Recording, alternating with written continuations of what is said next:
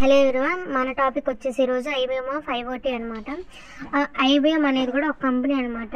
ఎట్లా అయితే ఒరాకిల్ అనేది ఒక కంపెనీ, ఐబిఎం కూడా ఒక కంపెనీ.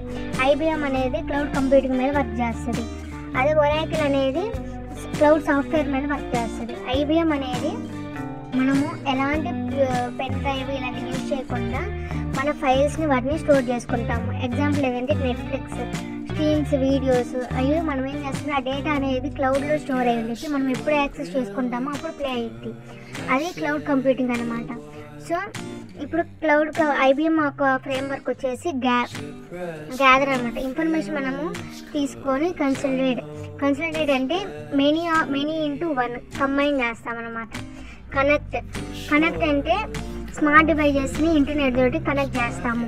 కలెక్ట్ ఇన్ఫర్మేషన్ని కలెక్ట్ చేసుకొని అసెంబుల్ చేస్తాము. డిఫరెంట్ పార్ట్స్ని ఒకే పార్ట్గా కంప్లీట్ డివైజెస్గా చేస్తాము.